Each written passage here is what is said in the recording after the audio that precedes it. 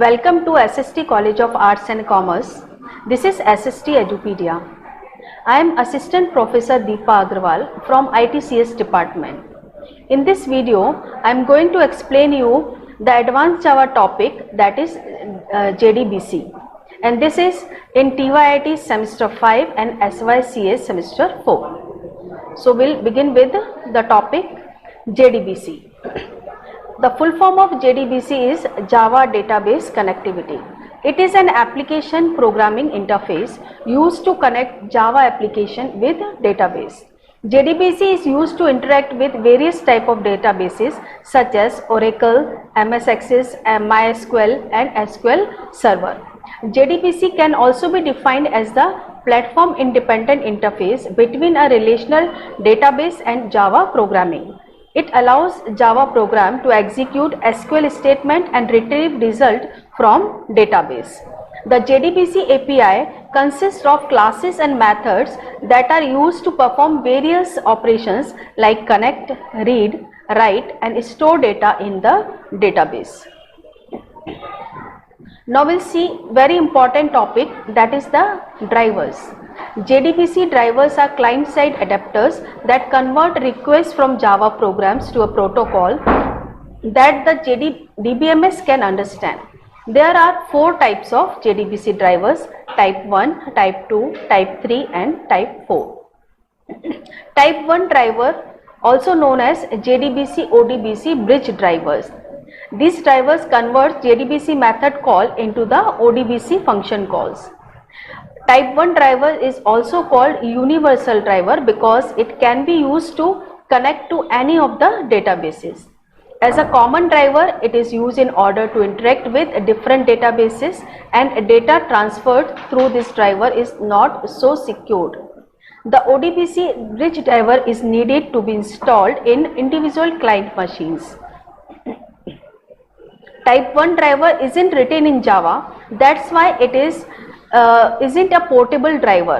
This driver software is built in with JDK, so no need to install separately. It is a database independent driver. This is a diagram of type 1 driver. The advantage of type 1 driver is it allows access to almost any database, since the databases ODBC drivers are already available. And there are some disadvantages also, like not good for web. The client system requires the ODBC installation to use the driver, and it is not fully in Java. That's why drivers are not portable. Now we'll see type 2 driver. The native API driver uses the client-side libraries of the database. This driver converts JDBC method calls into native calls of database API. In order to interact with different database, this driver needs their local API. That's why data transfer is much more secure as compared to type 1 driver. This driver needs to be installed separately in individual client machines. The vendor client library needs to be installed on client machine. Type 2 driver isn't written in Java, that's why it isn't a portable driver. It is a database dependent driver. This is a diagram of type 2 driver. Now advantage of type 2 driver is that they are typically offer better performance than the JDBC ODBC bridge, as the layers of communication are less than that of type 1. But there are some disadvantage also. Native API must be installed in the client system, and hence type 2 drivers cannot be used for the internet. Like type 1 driver, it's not written in Java language, which forms a portability issue. Usually not thread safe. If we change the database, we have to change the native API as it is specific to a database. Now we'll see the type 3 driver, that it is also known as NET protocol driver. This driver converts JDBC calls directly or indirectly into the vendor specific database protocol. Here all the database connectivity drivers are present in a single server. Hence, no need to individual client-side installation. Type 3 drivers are fully written in Java, hence they are portable drivers. No client-side library is required because of application server that can perform many tasks like auditing, load balancing, logging, etc. Network support is required on client machine. Maintenance of network protocol driver becomes costly because it requires database specific coding to be done in the middle tier. Switch facility to switch over from one database to another database. This is a diagram of type 3 driver. Now advantages. This driver is server based, so there is no need for any vendor database library to be present on client machines. This driver is fully written in Java, hence it is portable. It is suitable for the web also. There are many opportunities to optimize portability, performance and scalability. The NAT protocol can be designed to make the client JDBC driver very small and fast to load. They are most efficient amongst all driver types.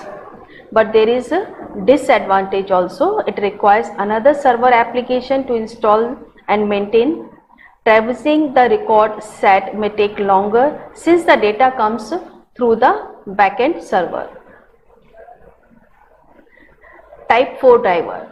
Type 4 driver is also called a native protocol driver. This driver interacts directly with database. It does not require any native database library. That's why it is also known as thin driver.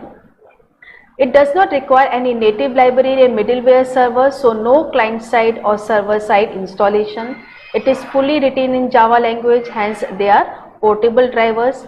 A type 4 JDBC driver is an all Java driver which connects directly to the database. It is implemented for a specific database product. Today most JDBC drivers are type 4 drivers. This is a diagram for type 4 drivers. Advantage. The major benefit of using type 4 JDBC driver are that they are completely written in Java to achieve platform independence and eliminate deployment administration issues. It is most suitable for the web. Number of translation layers are very less. Type 4 JDBC drivers don't have to translate database requests to ODBC or a native connectivity interface, or to pass the request onto another server. Performance is typically quite good. Disadvantage. With type 4 drivers, the user needs a different driver for each database. Now this diagram indicates the step for connecting to the database. First step is register a driver with driver manager. Second, create connection, then create statement, execute query and then close the connections. For JDBC we require the package that is java.sql package. Load and register the JDBC driver. First, register the driver. It is the first and essential part to create JDBC connection. JDBC API provides a method class.forName which is used to load the driver class explicitly. You can see the syntax, that is class.forName. Within the bracket we have to write the sun.jdbc.adbc.jdbc.odbc driver, that is the name of the driver. All drivers are required to register themselves at load time. The driver itself calls. Now after loading, we have to create a connection. After registering and loading the driver in step 2, now we will create a connection using get connection method of driver manager class. This method has several overloaded methods that can be used based on the requirement. Basically, it requires the database name, username and password to establish connection. You can see the syntax: connection con equal to driver manager.get connection, and within the bracket we are writing the database name, username and password. After creating a connection, we have to create a SQL statement. In this step, we will create statement object using create statement method. It is used to execute the SQL queries and defined in connection class. After creating statement, now execute using execute query method to statement interface. This method is used to execute SQL statements. Results are stored on result set object. Retrieving the data takes more than one line of code. The result set dot next method moves to the next row in the result set. If there are any more rows, it returns true. If there were no more rows, it will return false.